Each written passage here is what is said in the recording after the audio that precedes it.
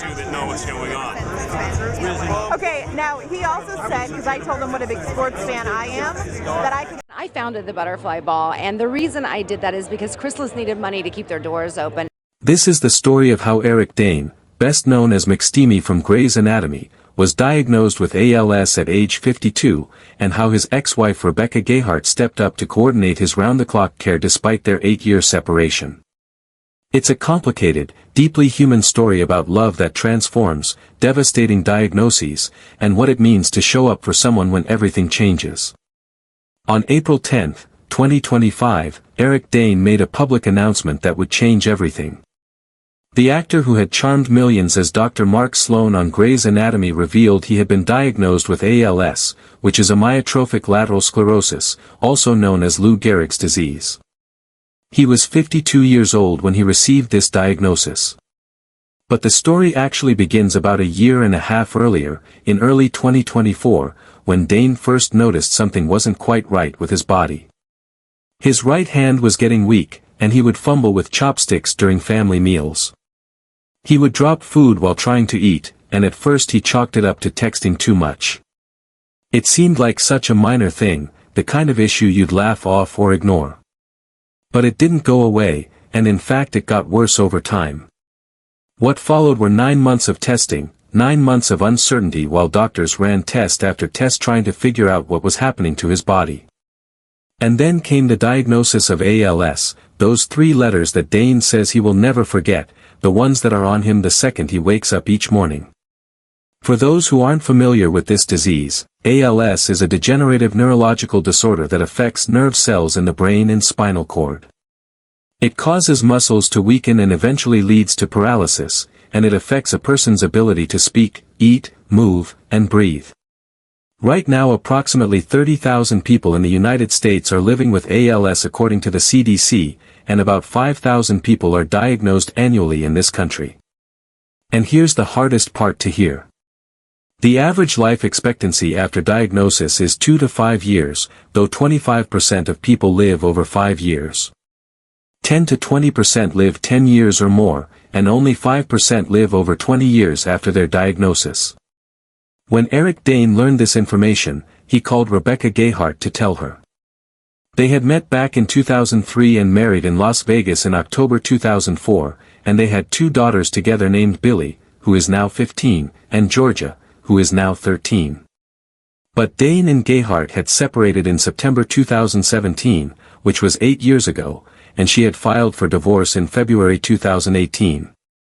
Here's where the story takes its first surprising turn. Just 1 month before Dane's public announcement, in March 2025, Gayheart dismissed the divorce proceedings entirely.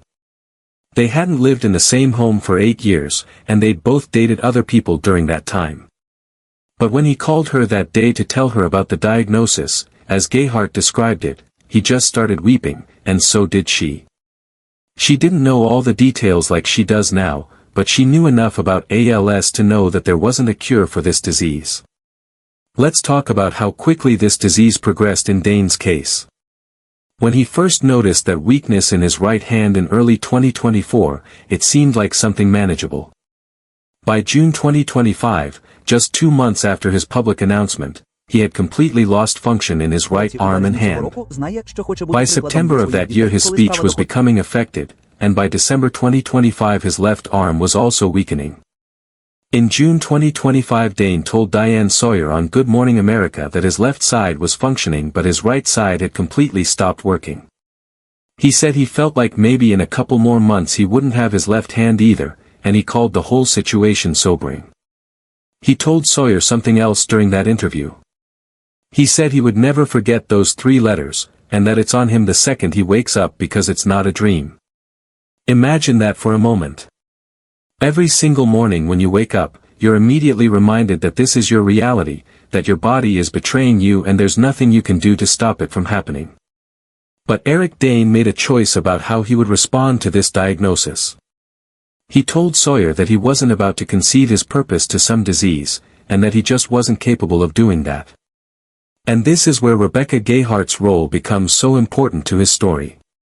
As Dane's condition deteriorated throughout 2025, it became clear he would need 24/7 nursing care to help him function. In December 2025, Gayheart wrote an essay for The Cut that detailed exactly what this looks like in practice.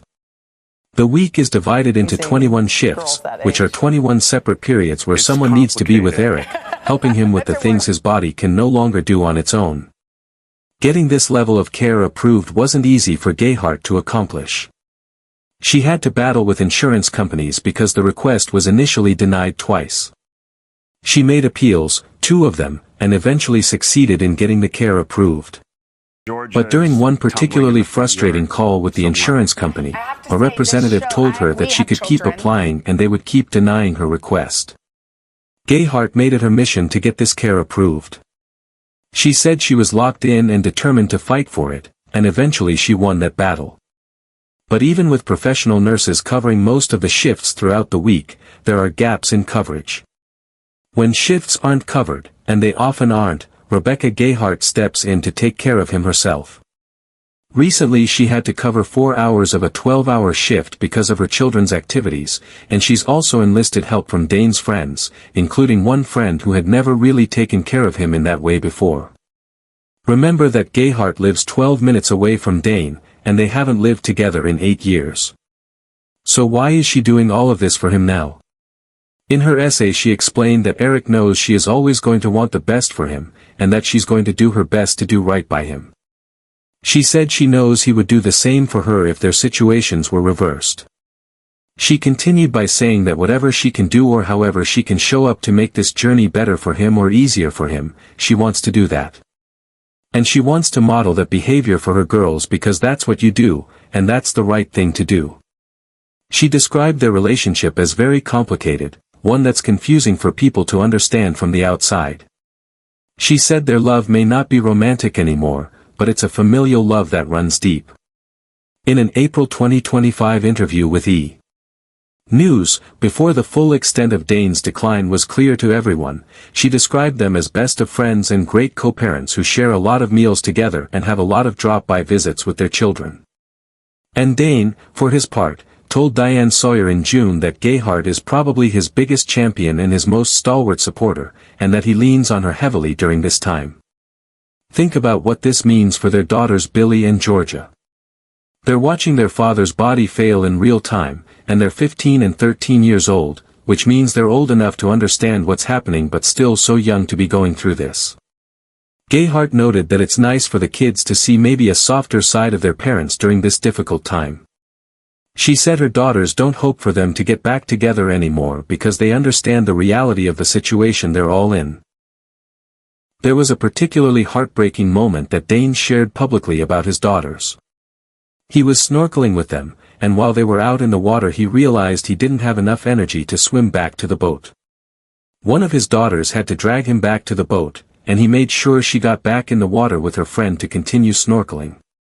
But he was breaking down in tears because he was just heartbroken by the whole experience. This is a man watching his body fail him in real time, watching himself lose the ability to do simple things with his children, things as basic as swimming in the ocean with them. And Dane has another layer of grief mixed into all of this. His father died by suicide when Dane was 7 years old, which adds a painful dimension to his current situation. In talking about his anger around his diagnosis, Dane said he's angry because his father was taken from him when he was young, and now there's a very good chance he's going to be taken from his girls when they're very young. Despite everything he's dealing with, Dane has continued working as much as he physically can. When he announced his diagnosis in April 2025, he said he planned to return to filming Euphoria Season 3, which began production on April 14, 2025. He completed his scenes for the final season of that show. An Amazon Prime Video series called Countdown premiered on June 25, 2025, and in November he guest starred on NBC's Brilliant Minds as a character named Matthew Ramity, who was a firefighter with ALS. It was the first time he played a character going through something he was experiencing in his own life. He said it was hard to do, and there were moments where it was very difficult for him to even get the lines out, but overall he found the experience to be a bit cathartic.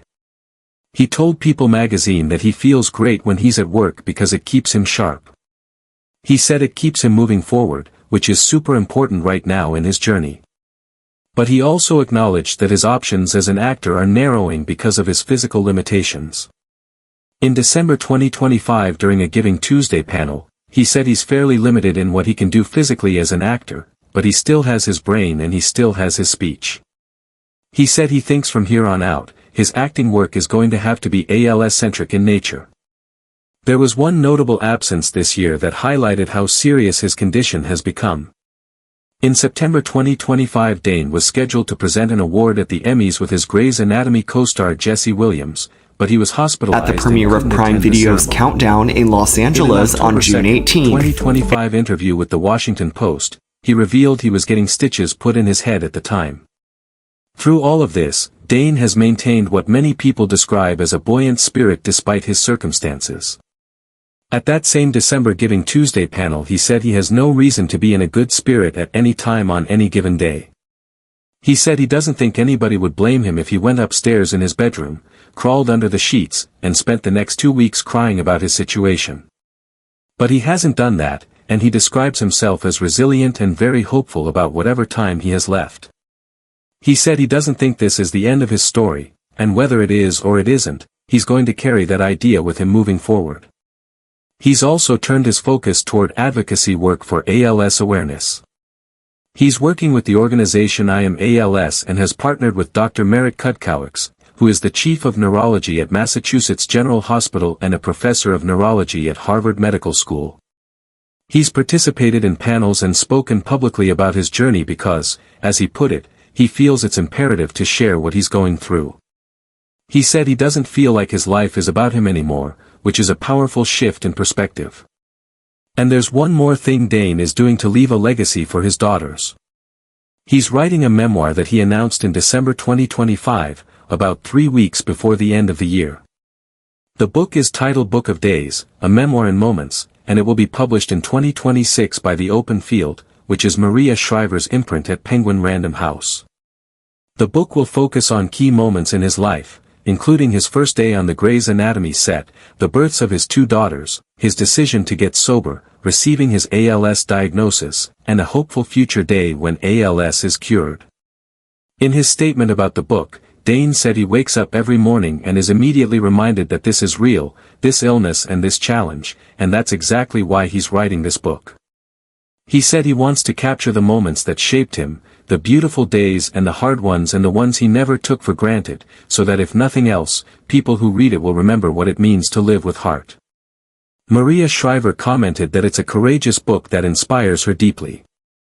She said Eric wants to give his daughters and family something to be proud of, and the book will help people understand what ALS is and isn't, what happens to someone when they get it, and how we can all be compassionate partners to people suffering with neurological conditions like this one.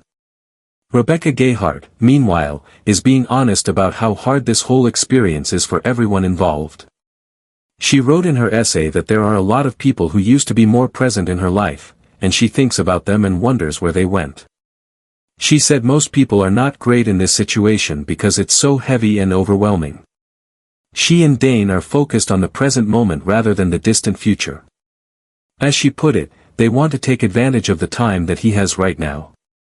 He made it very clear that he wants to spend time with his family as much as possible, and she is committed to facilitating that for him and their daughters.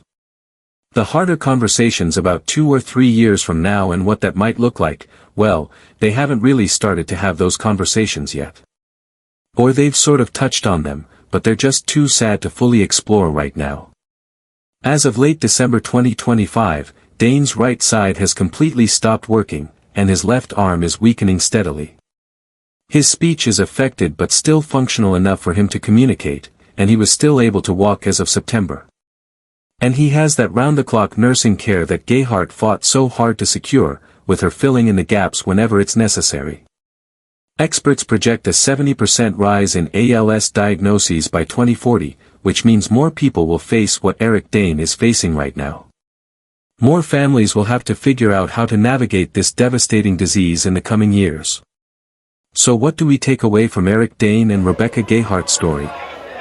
This is a story about how love changes shape over time and through hardship. It's about how the person you married can become someone different in your life, not less important but just different in role and relationship. It's about how a relationship that didn't work romantically can become something else, something equally valuable when circumstances demand it. It's a story about showing up for someone when they need you most. It's about looking at an impossible situation and deciding that you're going to be present anyway, that you're going to fight insurance companies and cover nursing shifts and coordinate care for someone who can no longer do these things for himself. It's a story about dignity in the face of a disease that strips so much away from a person. It's about Eric Dane refusing to crawl under the sheets and cry, even though no one would blame him if he did exactly that. It's about him continuing to work, to advocate, to write his memoir, and to give his daughters something to be proud of when he's gone. And it's a story about what it means to be family in the truest sense. Not the Hallmark card version of family, but the messy, complicated, real version where you show up for each other even when it's hard. You show up even when the relationship doesn't look like what anyone expected, and even when the future is uncertain and terrifying. Rebecca Gayheart said it best when she talked about why she's doing all of this. She said that's what you do, and that's the right thing to do. Sometimes it really is that simple, and that complicated, all at the same time. Claude is AI and can make mistakes. Please double-check responses.